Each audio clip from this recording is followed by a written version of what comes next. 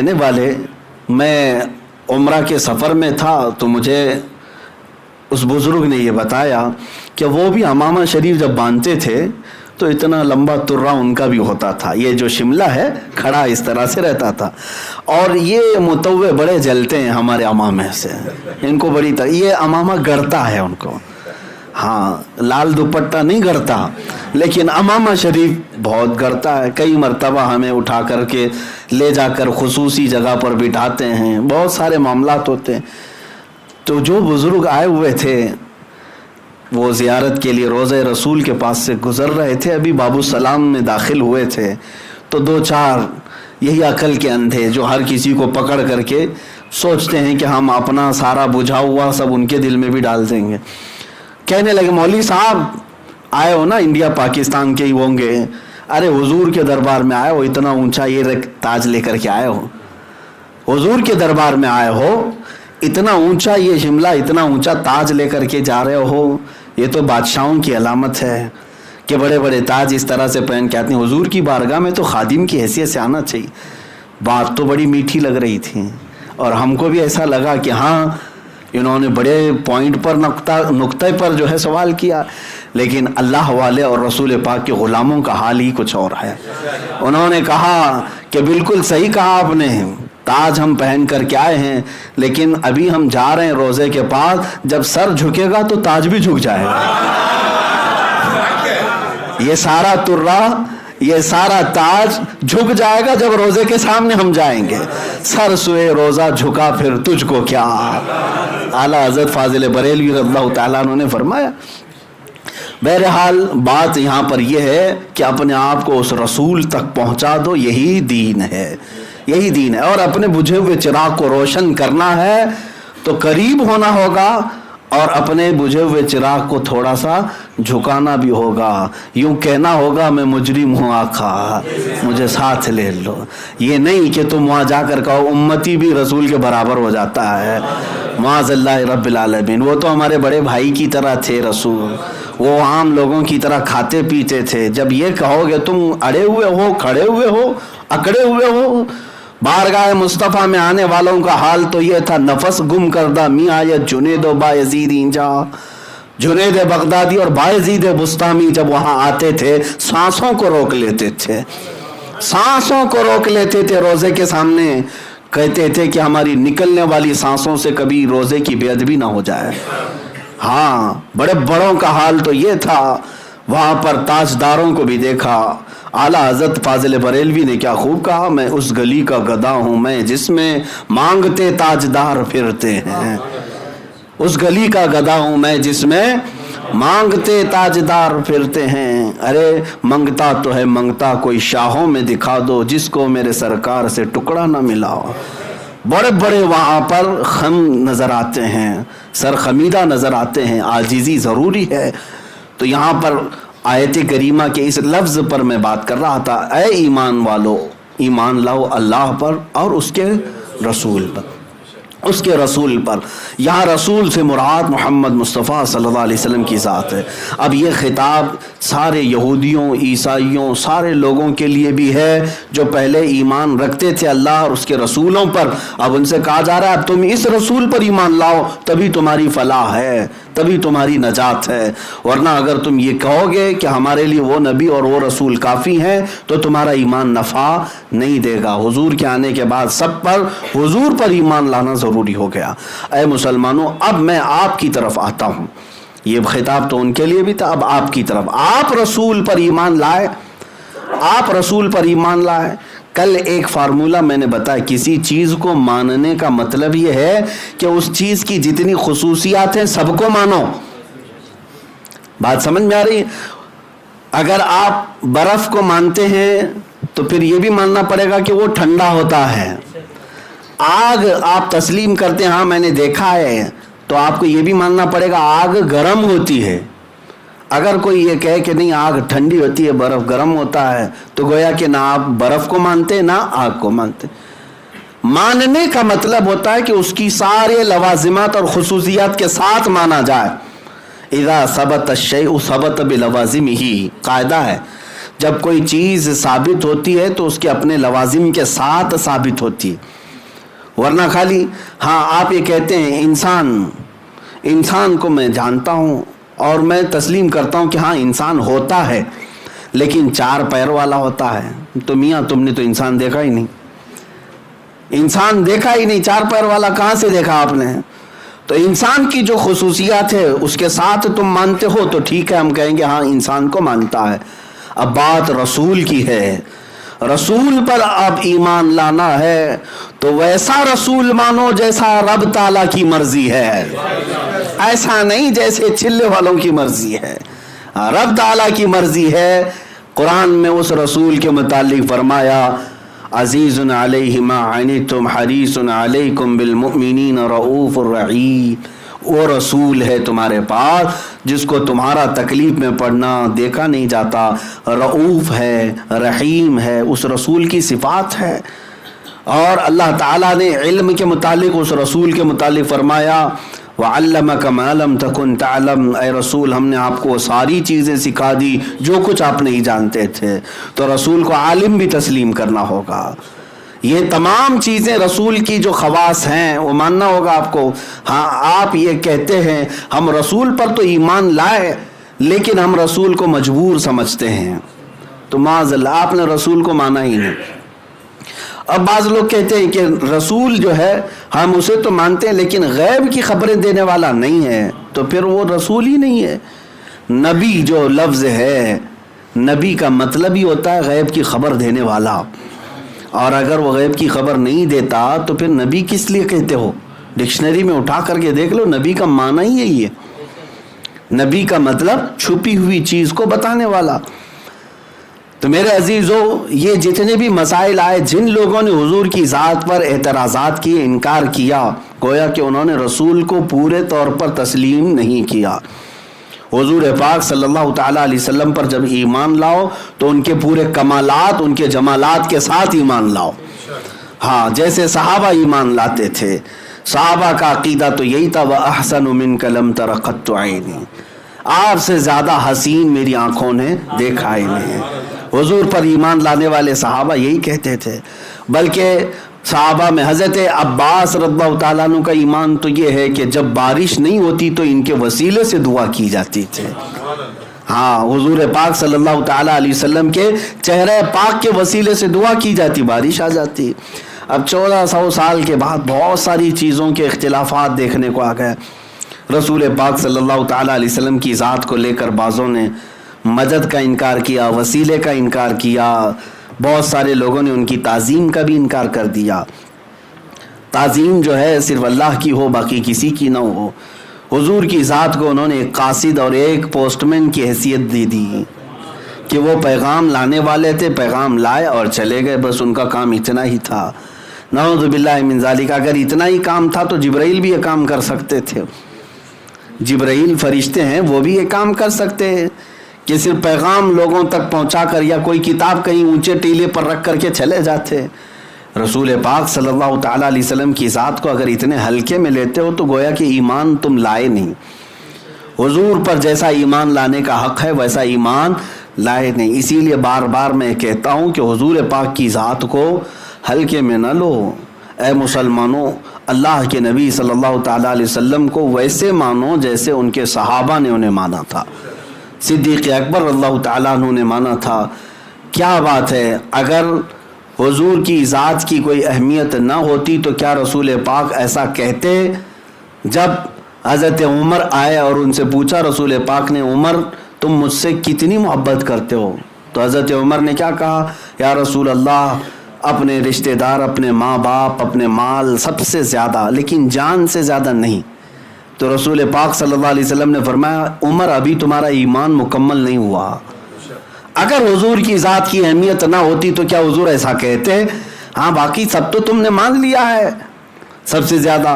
جب حضرت عمر نے کہا یا رسول اللہ، اب گواہی دیتا ہوں کہ اپنی جان سے زیادہ آپ سے محبت کرتا ہوں، میرے مصطفیٰ کریم صلی اللہ علیہ وسلم نے فرمایا اب عمر تمہارا ایمان مکمل ہوا۔ بمصطفیٰ برساں خیش کے دین ہما اوست، اپنے آپ کو حضور تک پہنچاؤ، یہی دین ہے۔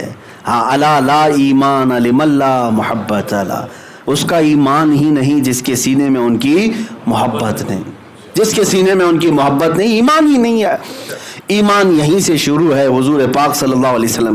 اور بہت سارے لوگوں کو ایسا لگتا ہے کہ ہم اشعار کوٹ کرتے ہیں، ارے میاں یہ تو ادھر ادھر کے شاعروں کے اشعار سے اپنی دلیلیں پیش کر رہے ہیں۔ حقیقت میں اگر میں آپ کو بتاؤں، جو اشعار میں آپ کے سامنے رکھ دیتا ہوں یا اعلیٰ حضرت کے یا اقبال کے، در حقیقت یہ کچھ نہ کچھ کسی نہ کسی حدیث کی ترجمانی ہوا کرتے ہیں۔ ایسی نہیں ہے، یہ شاعری جو ہے لوگوں کے دلوں کو قریب کرنے کے لیے ہے کہ نظم میں بات کچھ اثر کرتی ہے، لیکن جو اہل علم اور اہل شرع شاعر ہیں وہ صرف تک بندی نہیں کرتے بلکہ کسی نہ کسی حدیث کی ترجمانی کرتے ہیں۔ ہاں، اقبال نے کہا محمد کی محبت دین حق کی شرط اول ہے، اسی میں ہو اگر خامی تو سب کچھ نامکمل ہے۔ یہ حدیث کی ترجمانی ہے۔ قرآن میں اللہ فرماتا ہے قل ان کنتم تحبون اللہ فاتبعونی یحببکم اللہ، اے رسول آپ فرما دیں اگر تم اللہ سے محبت کرتے ہو، اے لوگو اللہ سے اگر تم محبت کرتے ہو تو میری پیروی کرو، میرے پیچھے چلو، اللہ تم سے خود محبت کرے گا۔ تو یہاں قرآن میں کیا کہا گیا؟ اے رسول آپ کہہ دیں آپ کے پیچھے چلنے کے لیے، آپ کی بات مانیں تو اللہ ان سے محبت کرے گا۔ اور اسی کی ترجمانی کرتا ہے اقبال کی محمد سے وفا تو نے، تو ہم تیرے ہیں، یہ جہاں چیز ہے کیا لوح و قلم تیرے۔ اب اللہ جس سے محبت کرتا ہے پوری خدائی کائنات اس کے لیے ہے۔ تو عزیزان گرامی، یہاں پر بات یہ کرنی ہے، زندگی کا ایک مقصد بھی یہ سمجھ کر کے چلو کہ حضور پاک صلی اللہ تعالیٰ علیہ وسلم پر ایمان لانا یہی ہماری اصل زندگی ہے، یہی ہمارا اصل ایمان ہے۔ اعلیٰ حضرت نے بھی کیا خوب فرمایا، دو واقعات کو ذکر کر کے اعلیٰ حضرت نے حضور کی ذات کو یوں بتایا۔ اب توجہ چاہتا ہوں کہ ایک بار حضرت ابوبکر صدیق کو سانپ ڈس رہا تھا غار ثور میں، پتہ ہے نا، پورا واقعہ تفصیل سے نہیں بتا رہا ہوں، غار میں سانپ ڈس رہا تھا تو حضرت ابوبکر اپنا پیر نہیں ہٹا رہے تھے۔ کیوں؟ اس لیے کہ رسول پاک صلی اللہ علیہ وسلم ان کے زانوں پر سر رکھ کر آرام کر رہے تھے۔ حضور خود بیدار ہوئے اور پھر حضرت ابوبکر سے کہا ہٹاؤ، جب تک تو زہر پورے پیر میں چڑھا ہوا تھا۔ میاں سانپ کے کاٹنے سے کیا آدمی مر نہیں جاتا؟ زہریلا سانپ، وہ بھی کئی سو سال پرانا سانپ کاٹ رہا تھا حضرت ابوبکر کو۔ ہاں، اب رسول پاک صلی اللہ علیہ وسلم نے ان کے پیر کو ہٹانے کے بعد سانپ آیا، دیدار کیا اور چلا گیا۔ وہ تو دیدار کا مشتاق تھا، ہاں وہ اذیت دینے والا نہیں تھا۔ حضور پاک نے اپنا لعاب پاک لگایا حضرت ابوبکر کے پیر میں جہاں سانپ کاٹا تھا اور اللہ نے انہیں شفا عطا فرمائی، پیر صحیح ہو گیا۔ ایک واقعہ یہ ہے۔ دوسرا واقعہ حضرت علی کا، جو مدینے کے قریب مقام صحابہ میں، وہاں بھی حضور ان کے ران پر زانوں پر سر رکھ کر آرام کر رہے تھے۔ عصر کی نماز حضرت علی کی چھوٹ گئی، سورج ڈوب گیا۔ یہاں پر بھی وہاں جان جا رہی تھی، وہ بھی حضور کی نیند پر ہی ہے، اور یہاں نماز گئی، وہ کس پر؟ حضور کی نیند پر۔ لیکن حضور یہاں پر بھی بیدار ہوئے ہیں، یہ نہیں کہا قضا کر لینا آگے دیکھ لینا، بلکہ نہیں، اشارہ کر کے سورج کو واپس بلایا اور عصر کے مقام پر اس کو پہنچایا۔ حضرت علی سے کہا اپنی نماز پڑھ لو، نماز پڑھ لی اور چلے گئے۔ پتہ یہ چلا کہ حضور کی نیند کی حفاظت میں بھی اگر کسی نے چھوٹی کوئی چیز قربان کی تو رائگاں نہیں جاتی، اس قربانی پر سورج کو بھی پلٹایا جا سکتا ہے، ارے کائنات کا نظام بدلا جا سکتا ہے۔ تم کیا سمجھتے ہو ناموس رسالت کی حفاظت ہلکی بات ہے؟ ہاں، کائنات کے رخ کو بھی بدل دیا جائے گا، ہوائیں بدل دی جائیں۔ دو واقعات توجہ چاہتا ہوں۔ ایک حضرت ابوبکر صدیق نے جان کی بازی لگا دی، سانپ کاٹ رہا ہے حرکت نہیں کیا۔ دوسرے حضرت علی نے نماز کی بازی لگا دی، وہ بھی نیند پر۔ ہمارے اور آپ کی طرح نہیں، حضرت علی کی ایک نماز کا چھوٹنا بہت بڑا معاملہ ہے، بہت بڑا معاملہ ہے ان کے لیے۔ یہ عام لوگوں کی طرح قیاس نہ کریں۔ اب اعلیٰ حضرت رضی اللہ تعالیٰ عنہ کے اشعار پڑھیں، سمجھاتے ہیں پورے اس معاملے کو۔ ہاں، صدیق نے غار میں، صدیق بلکہ غار میں جاں ان پہ دے چکے، صدیق بلکہ غار میں جاں ان پہ دے چکے، حفظ جان تو جانے فروز غرر کی ہے، یعنی جان بچانا بہت بڑا فرض ہے۔ جان بچانا کیا ہے؟ فرض۔ ارے میاں جان بچانے کے لیے شریعت نے یہاں تک کی چھوٹ دی ہے کہ اگر ایسی نوبت آ گئی کہ کہیں کچھ نہیں ملتا تو کوئی حرام گوشت کا ٹکڑا ملے اور وہ کھا کر بچا سکتا ہے تو بچا لے۔ یہاں تک کی چھوٹ شریعت نے دی۔ یہ حفظ جان کی حفاظت کرنا بہت بڑا فرض ہے، لیکن وہ بھی انہوں نے خیال نہیں کیا۔ وہ فرض تھا نا، جان بچانا کیا ہے؟ فرض۔ بہت سارے لوگ یہی کہتے ہیں حضرت آج آپ کہہ رہے ہیں ٹھیک ہے باہر جانا خطرہ ہے، جان کی حفاظت تو فرض ہے نا، گھر میں بیٹھنا چاہیے، جان کی حفاظت فرض ہے۔ اب میں آپ کو سمجھاتا ہوں جان کی حفاظت کیسے فرض ہے۔ ایک جان کی حفاظت فرض تھی، لیکن اس فرض کو چھوڑ دیا حضرت ابوبکر نے۔ اعلیٰ حضرت فرماتے ہیں صدیق بلکہ غار میں جان ان پہ دے چکے، حفظ جان تو جانے فروز غرر کی ہے، مولا علی نے واری تیری نیند پہ نماز۔ مولا علی نے واری تیری نیند پہ نماز، وہ بھی نماز عصر جو سب سے اعلیٰ خطر کی ہے۔ پانچوں نمازوں میں سب سے افضل نماز عصر ہے، اس کو صلاۃ الوسطیٰ کہا گیا ہے۔ صلاۃ الوسطیٰ، حافظوا علی الصلاۃ والصلاۃ الوسطیٰ قرآن پاک میں آیا ہے۔ یہ بیچ والی نماز پانچوں نمازوں میں سب سے افضل ہے۔ اور اعلیٰ حضرت فرماتے مولا علی نے واری تیری نیند پر نماز، وہ بھی نماز عصر جو سب سے اعلیٰ خطر کی ہے۔ دونوں واقعات کو ذہن میں رکھو۔ اب پھر کہتے ہیں اعلیٰ حضرت ہاں تو نے انہیں پھیر دی نماز، ہاں تو نے انہیں پھیر دی نماز، ان کو ان کی جان واپس کر دیا اور ان کو ان کی نماز واپس۔ کسی کا کچھ گھٹا؟ ادھر جان کی بازی صدیق نے لگائی، لیکن میرے آقا نے وہ بھی واپس کیا، لعاب لگایا اور ان کو جان لوٹا دی۔ اور ادھر نماز قضا ہوئی تھی، سورج پلٹا کر کے نماز بھی دے دیا۔ کسی کا باقی نہیں ہے۔ ناموس رسالت کے لیے جو کھڑا ہوا پورا پلس میں مل جائے گا۔ ہاں تو نے انہیں پھیر دی نماز، پر وہ تو کر چکے جو کرنی بشر کی ہے۔ ہاں یہ دونوں صحابہ نے کیا کیا؟ جو بشر کو کرنا چاہیے تھا وہ کر دیا۔ اب جو یہ پورے دو واقعات کا خلاصہ کیا نکلا؟ ایک نے جان بچانا فرض تھا، وہ فرض بھی چھوڑ دیا، اور دوسرے نے نماز عصر یہ بھی فرض تھی، فرض ہے کہ نہیں، یہ بھی فرض چھوڑ دیا۔ ادھر بھی فرض چھوٹا ہے، ادھر بھی فرض چھوٹ رہا ہے، دونوں فرض چھوٹے۔ اعلیٰ حضرت فرماتے ہیں ثابت ہوا کہ جملہ فرائض فروع ہیں۔ ثابت ہوا کہ جملہ فرائض، فرض کی جمع کیا ہے؟ فرائض۔ فروع کا مطلب ہوا برانچ، اصل ایک ہوتا ہے اصل اور پھر فرع۔ اعلیٰ حضرت فرماتے ہیں ثابت ہوا کہ جملہ فرائض فروع ہے، اصل الاصول بندگی استاجور کی ہے، جس کا عام لفظوں میں اگر بتایا جائے تو یوں ہے کہ سارے فرض جتنے بھی ہیں سب کا مقام بعد میں ہے، اطاعت مصطفیٰ والا فرض پہلے نمبر پر ہے۔ ہاں وہ اگر حضور پاک کی ذات ہونا یہ پھول تو بلبل کا ترنم بھی نہ ہو۔ یہیں سے بات نکلتی ہے کہ اگر حضور کی ذات کا جو اللہ تعالیٰ نے ہمیں حکم فرمایا وہ چھوڑ کر کے دوسرے فرائض میں لگے رہے تو کوئی فرض نہیں قبول ہے۔ یہاں تک کہ ایک صحابی کو حضور نے فرمایا، نماز میں بلایا ان کو، وہ نماز پڑھ رہے تھے، 2 بار بلایا، کمپلیٹ کر کے آئے تو حضور نے پوچھا کہ میں نے تمہیں پکارا، تمہیں نہیں سنائی دیا؟ انہوں نے کہا یا رسول اللہ نماز پڑھ رہا تھا۔ تب رسول پاک نے کیا فرمایا، کیا تم نے قرآن کی آیت نہیں سنی؟ یا ایھا الذین آمنوا استجیبوا للہ وللرسول اذا دعاکم، اے ایمان والو حاضر ہو جاؤ جب بھی اللہ اس کے رسول پکاریں۔ تو صحابی نے پوچھا یا رسول اللہ نماز کی حالت میں بھی، نماز پڑھ رہا ہوں تب بھی؟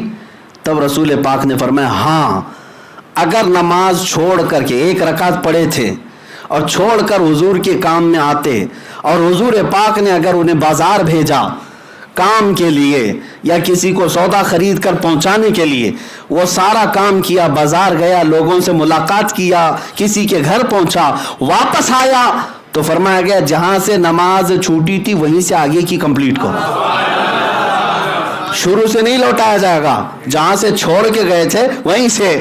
پوچھا جاتا ہے محدثین سے کہ پھر یہ بیچ میں جو اتنا کیا، میاں ہم نماز کے ٹائم پہ ادھر ادھر دیکھیں تو نماز ٹوٹ جائے، ہے نہیں؟ اگر ہم نماز میں چل کر کے ادھر ادھر چلے گئے تو نماز ٹوٹ گئی، سینہ پھر گیا قبلے سے تو نماز ٹوٹ گئی۔ لیکن اس صحابی سے کہا جا رہا ہے تم بازار میں بھی جاتے، سامان بھی خریدتے، لوگوں کو پہنچا کے بھی آتے، بات چیت بھی کرتے، اور واپس آتے تو وہیں سے نماز پڑھتے جہاں سے چھوڑ کے گئے۔ پھر یہ اتنا سب جو کیا گیا بیچ میں، کیا یہ نماز کو نہیں توڑے گا؟ فقہا فرماتے نہیں، کیونکہ یہ سارا کام اطاعت رسول میں تھا۔ ثابت ہوا کہ جملہ فرائض فروع ہیں، اصل الاصول بندگی استاجور کی ہے۔ ہاں، اگر حضور پاک کی اطاعت میں لگا ہے تو ہر کام تمہارا عبادت ہی ہے۔ اب لوگوں کو سمجھ میں آ جائے گا کہ کون سی جان بچانا فرض ہے۔ ہاں، اس وقت تک تمہاری جان بچانا فرض ہے جب تک کہ حضور کی عزت پر بات نہ آئے۔ اگر حضور کی عزت پر بات آئے تو یہ جان کس چیز کا نام ہے؟ یہ ایک جان کیا ہے؟ اگر ہو کروڑوں تیرے نام پہ سب کو، ہمارا تو عقیدہ یہی ہے، حضور کے نام پر ساری جانیں وارنا ہے۔ تو ایسے موقعوں پر یہ نہ کہا جائے۔ بعض لوگ ہمیں یہ بھی کہتے ہیں، یہ سب حالات دیکھتے نہیں، لوگوں کو پکار لیتے ہیں، بلا لیتے ہیں، کتنے لوگوں کو خطرے میں ڈالنا، لوگوں کو ہلاکت میں ڈالنا، کیا شریعت اس بات کی اجازت دیتی ہے؟ میرے عزیزو، خطرے میں ڈالنا، ہلاکت میں ڈالنا، آپ ہی اپنے گھر میں بیٹھ کر کوئی ایسا مشورہ دے دو کہ کوئی ایسا جہاد بتا دیں جس میں کوئی خطرہ ہی نہ ہو، کوئی ایسا جہاد بتائیں جس میں کوئی خطرہ ہی نہ ہو۔ رسول پاک صلی اللہ تعالیٰ علیہ وسلم 313 نہتے لوگوں کو لے کر جا رہے تھے، تو کیا حضور پاک صلی اللہ تعالیٰ علیہ وسلم سامنے کفار و مشرکین کی تعداد کو نہیں جانتے تھے؟ سب خبر تھی۔ احد کے موقع پر، خندق کے موقع پر، خیبر کے موقع پر، ہر موقع پر ظالم کفار مشرکین کی تعداد بڑی زیادہ تھی، صحابہ کم تعداد میں تھے، سامان جنگ بھی نہیں تھا۔ تو ان لوگوں کو جب میدان میں اتارا جا رہا تھا تب یہ نہیں کہا جاتا کہ ان کو خطرے میں ڈالا جا رہا ہے؟ میاں، آپ نے ابھی تک گھر میں بیٹھ کر اس کا صحیح مطالعہ ہی نہیں کیا کہ ناموس رسالت کی حفاظت کیا ہوتی ہے۔ یہ شہادت گہ الفت میں ہے قدم رکھنا، یہ شہادت گہ الفت میں ہے قدم رکھنا۔ لوگ آسان سمجھتے ہیں مسلمان ہونا۔ ہاں، تم سمجھتے ہو کہ روٹی پکا کر کھا کر اپنے گھر میں بستر پہ سو جانا اسی کا نام ہے ایمان، مسلمان؟ تمہیں تو خطرات اٹھانے ہوں گے۔ اور میں نے اس سے قبل بھی شاید کہا تھا، اسلام روز اول سے مخالفتوں کا سامنا کر رہا ہے، ستیزہ کار رہا ہے ازل سے تا امروز، چراغ مصطفی سے شرار بولہبی۔ اقبال کہتا ہے پہلے دن سے ہی یہ جھگڑا چل رہا ہے، ابو لہب کی چنگاریاں مصطفیٰ کریم کے چراغ سے بھیڑنے کی کوشش کرتی ہیں، لیکن اللہ کا قانون یہ ہے کہ یہ چراغ ہمیشہ غالب رہا ہے، آج بھی یہی چراغ غالب رہے گا انشاءاللہ العزیز۔ دنیا دیکھے گی کہ میرے مصطفیٰ کریم کا حسن ہی غالب رہے گا، ان کا نام ہی غالب رہے گا۔ مٹ گئے مٹتے ہیں مٹ جائیں گے آدھا تیرے، نہ مٹا ہے نہ مٹے گا کبھی چرچا تیرا۔ جو آج بھونک رہے ہیں کتے اپنے گوفے میں بیٹھ کر یا کوٹھے میں بیٹھ کر، انہیں یہ خبر نہیں کہ ان کے بڑے بڑے دادے پردادے سب آئے اور سب مٹ گئے، ختم ہو گئے، لیکن حضور پاک کی ذات کل بھی چمک رہی تھی، آج بھی چمک رہی ہے۔ تم کیا جانو، جاؤ انگلینڈ اور امریکہ کے وہ گورے لوگ جو دنیا پڑھتے ہیں، سائنس ٹیکنالوجی کو غور سے پڑھتے ہیں، آج سب سے زیادہ اگر کوئی مذہب کوئی دین یورپ اور ویسٹرن میں پھیل رہا ہے تو وہ محمد عربی کا دین ہے، رسول پاک صلی اللہ تعالیٰ علیہ وسلم کا دین سب سے زیادہ یہ ترویج ہو رہی ہے، سب سے زیادہ اشاعت ہو رہی ہے۔ آپ کیا سمجھتے ہیں یہ کتے یوں ہی خارج زدہ ہیں، ان کو کھجلی یوں ہی ہو رہی ہے؟ تکلیف اسی بات کی ہے کہ روز بروز اس قدر اسلام میں کثرت دیکھی جا رہی ہے، حضور کے دیوانوں کی تعداد بڑھتی جا رہی ہے، اور یہ انہونا خوف جو انہیں لگا ہوا ہے، آپ دیکھتے ہوں گے انہونا خوف، انجانا خوف جو ہے، جو ان کی زبانوں سے بھی نکلواتا ہے بار بار بیٹھ کر کے۔ وہ پاکھنڈی کہتا ہے 2029 میں بھارت کا پردھان منتری مسلمان ہو جائے گا، سنے ہوں گے آپ؟ ہاں، یہ باتیں، یہ ڈر ہے، یہ خوف ہے، ڈر ہے اور خوف ہے۔ ہم تو کہتے ہیں کہ کوئی چیز اچھی نہیں کہا، یہ اچھی کہا ہے تو اللہ تعالیٰ اس کو پورا کر دے۔ ہمیں اس بات کا خوف نہیں ہے، ڈر نہیں ہے۔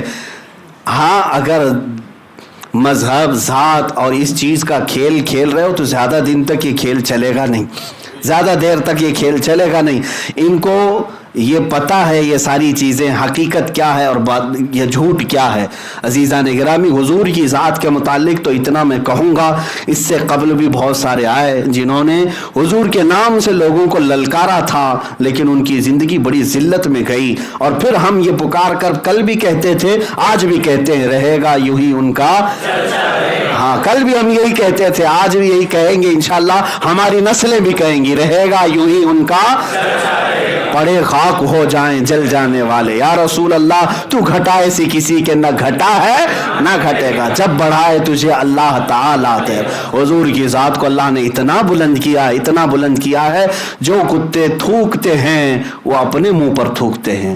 اللہ نے حضور کو کیا کہا؟ روشن چراغ، اور اعلیٰ حضرت نے اس کا ترجمہ کیا؟ سورج بنا کر بھیجا ہے۔ کیا ہے؟ ہاں، وَدَاعِيًا إِلَى اللَّهِ بِإِذْنِهِ وَسِرَاجًا مُنِيرًا، چمکنے والا سورج بنا کر بھیجا ہے۔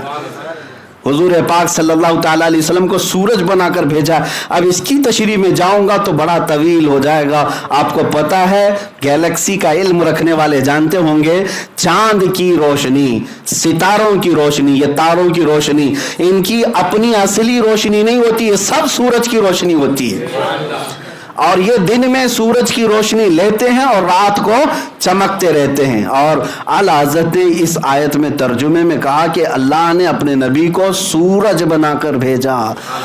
اگر اس لفظ پر آ جائے تو کئی لوگوں کی گتھیاں سلجھ جائیں گی۔ حضور کو جو سورج سمجھ لے، کئی لوگوں کے ٹینشن ختم ہو جائیں گے، جن کو یہ جھگڑا ہے کہ حضور ایک ہی جگہ ایک ہی ٹائم پہ کئی جگہ کیسے جا سکتے ہیں، ہماری بھی قبر میں، ان کی بھی قبر میں، ان کی مدد کے لیے، ان کی مدد کے لیے، پھر مدینے میں لوگوں کے سلام پہ وہاں آ رہے ہیں، ان کو سلام کا جواب ایک ہی وقت میں حضور ساری کائنات کے اپنے ماننے والوں کیا کیسے جا سکتے ہیں؟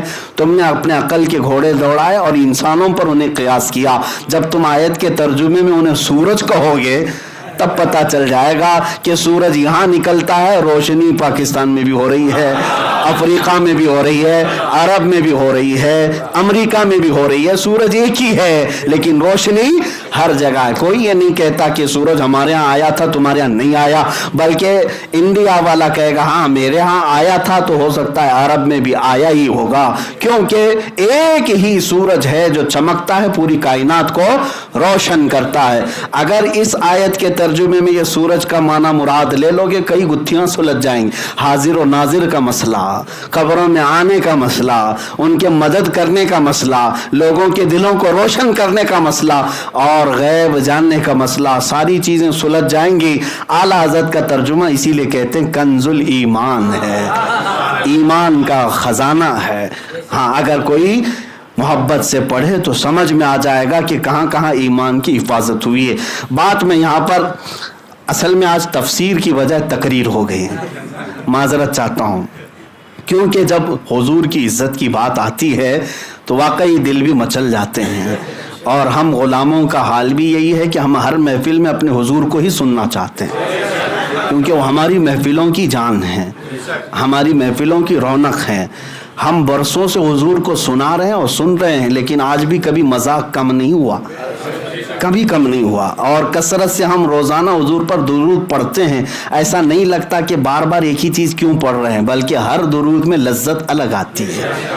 رسول پاک کی ذات سے جو اٹیچمنٹ ہے، یہی تو چیز ہے کہ ہم بار بار اس کا تذکرہ کرتے ہیں، اور اللہ تعالی ہماری زندگی کو ایسی ہی بنائے جیسے اعلیٰ حضرت نے بھی یہی دعا کیا تھا، صبا وہ چلے کہ باغ پھلے، وہ پھول کھلے کہ دن ہوں بھلے، لوا کے تلے، قیامت کے دن لواء الحمد حضور کے ہاتھ میں ہوگا۔ ایک جھنڈا ہوگا جس کے نیچے حضور کے عاشق جمع ہوں گے. اعلیٰ حضرت دعائیں کرتے ہیں لوا کے تلے ثنا میں کھلے رضا کی زبان تمہارے لیے. آقا یہاں تو ہم تعریف کرتے ہی ہیں آپ کی, جب قیامت کے دن آپ کے جھنڈے تلے جمع ہونے کا موقع ملے اس دن بھی اگر زبان کھلے تو یا رسول اللہ آپ کے لیے کھلے, آپ کے لیے کھلے. لوا کے تلے ثنا میں کھلے ہم سب کی زبان. اور اعلیٰ حضرت یہی تمنا کی ہے کاش محشر میں جب ان کی آمد ہو اور بھیجیں سب ان کی, ہاں وہاں پر سارے لوگ سلام بھیج رہے ہوں گے حضور کی ذات پر. اور اعلیٰ حضرت اپنے متعلق کہتے ہیں کہ جب مجھے جنت میں لے جائیں گے فرشتے, قدسی کہتے ہیں جنت کے فرشتے, ہاں تو اس وقت پوچھیں گے نا کہ تجھے کیا چاہیے, تجھے کیا چاہیے.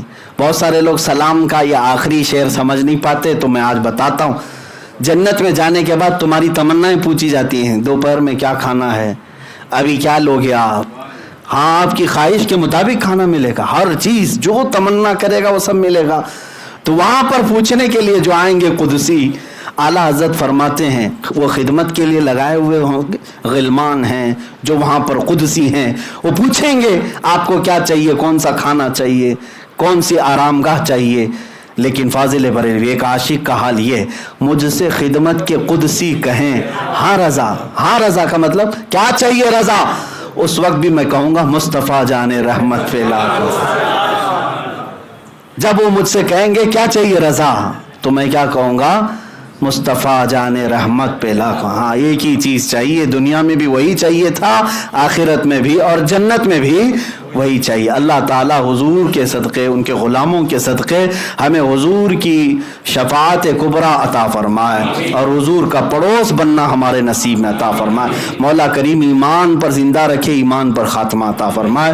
میں انشاءاللہ العزیز اس کی تفسیر جو رہ گئی ہے وہ آگے کی محفل میں کروں گا کہ آیت کریمہ ایک رہ گئی ہے, آیت نمبر 137 جو سورہ نساء کی ہے. انشاءاللہ اگلی تفسیر میں اس کو مکمل کیا جائے گا. وآخر دعوانا الحمدللہ رب العالمین. السلام علیکم.